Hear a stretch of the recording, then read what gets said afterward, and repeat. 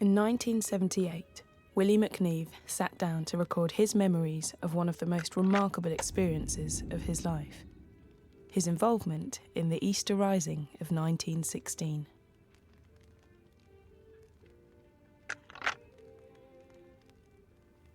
Ladies and gentlemen, I've taken the precaution of committing what I had to say to tape, so that if I wasn't able to say it to you in person, I could hand it to you in this instrument, in which you now hear my voice.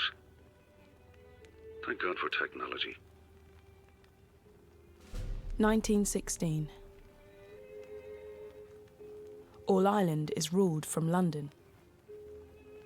Although the country has been promised home rule, the First World War and threats of violence have stalled all efforts to enact reforms passed in the British Parliament in London.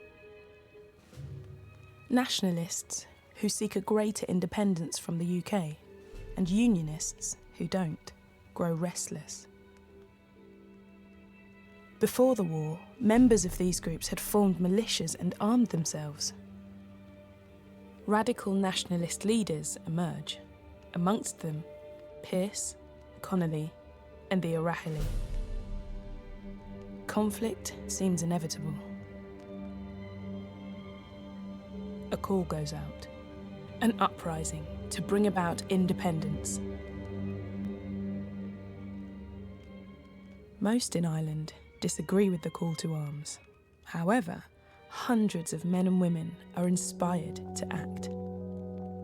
Among them, 19-year-old Willie McNeve.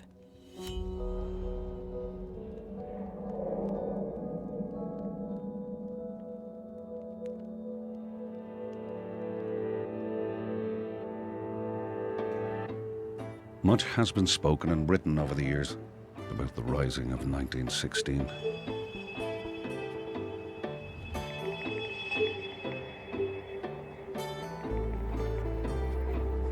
On Easter Monday, as we thought that everything was off, we decided to go to the Fairyhouse races.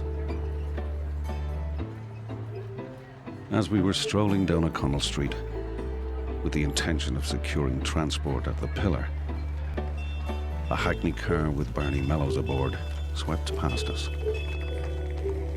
Mellows recognized us and gave us a sweeping wave of "come on" with his hand.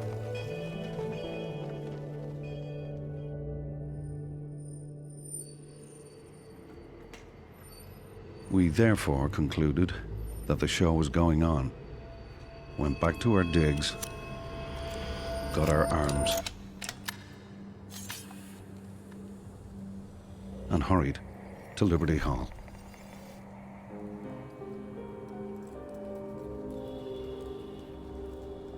We hadn't long to wait for the first bit of excitement.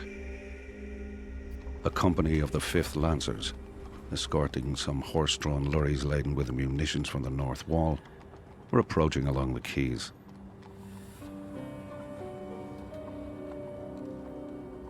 The Lancers were merely acting as an escort and had no warlike intentions.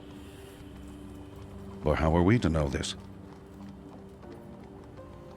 So, having made up our minds that this was it, we turned our faces to the wall, made an act of contrition, took up firing positions, and awaited orders to open fire.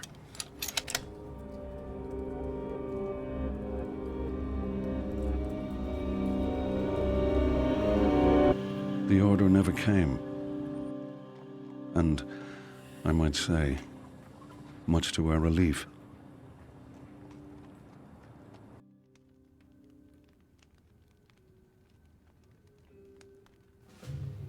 All over Dublin, the rebels are swept up in the call to occupy public buildings. Armed with smuggled weapons, they focus their efforts on the city's communication hub, the GPO. Once inside, they begin an increasingly tense 6 days, soon under fire from the British outside. Willie McNeve finds himself at the heart of this conflict. An order was now received to advance to the GPO.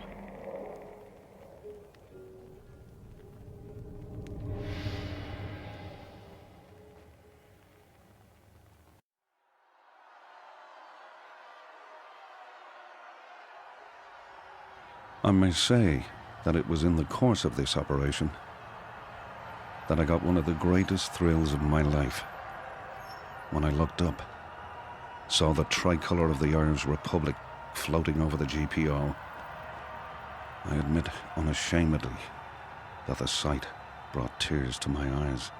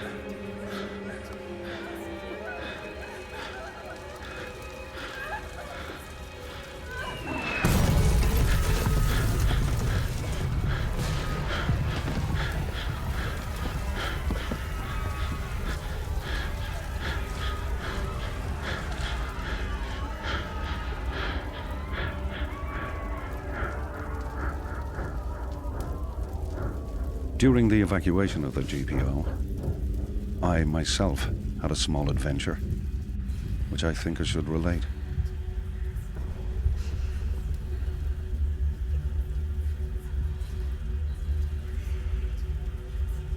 When Pierce gave the order to retreat from the GPO, it was found that the only door giving access to Henry Street had been a long time in disuse, and therefore not openable.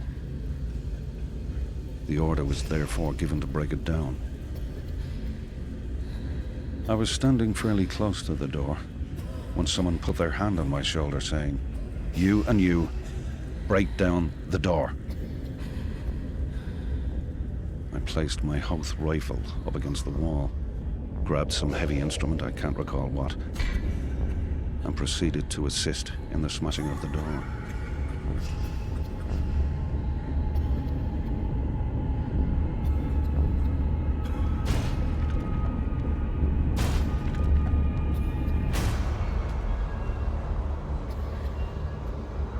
I reached for my rifle, only to find that it had disappeared, and in its stead, a new German Mauser.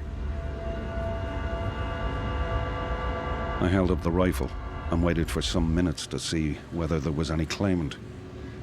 There was none. I therefore moved out into Henry Street and across into the laneway opposite.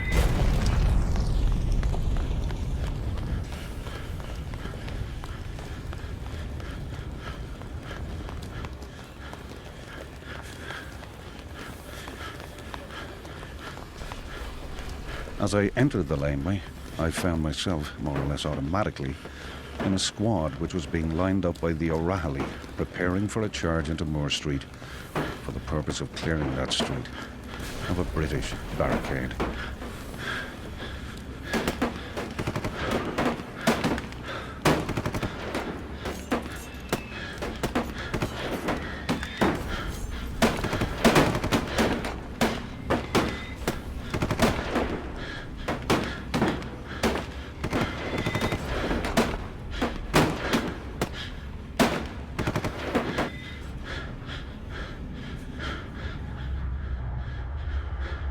The reality dawned on me. I had a rifle without either ammunition or a bayonet, and a bayonet or the ammunition without the related rifle.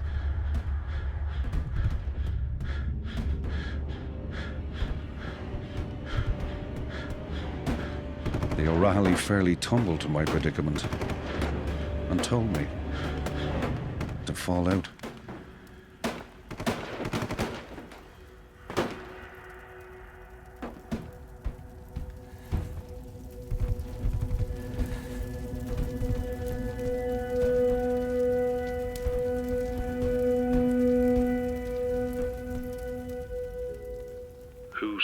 my Hoth rifle and left me a German Mauser. In view of the fate of the O'Reilly and his party in their charge into Moore Street, the answer that came over to me loud and clear was that it was my guardian angel. The rest is history. 6 days of fighting leaves Dublin in ruins. Over 450 people had been killed, and over 2,500 had been injured. The rebels surrender, and the city is placed under martial law by the British. It lasts for 6 months. Thousands of men and women are imprisoned. Willie McNeve is among them. He is charged with treason and released after 85 days. 15 rebel leaders, including Pearse and Connolly, are tried and executed. For many in Ireland, their deaths strengthen the case for independence. The legacy of the Easter Rising and its impact on the foundation of the Irish Free State in 1921 is still debated today. The voices of those, like Willie McNeve, who were there, help us to understand the importance of the events of 1916 to the Republic of Ireland and the UK. There are other voices to hear as well. To learn more, search BBC Voices 16.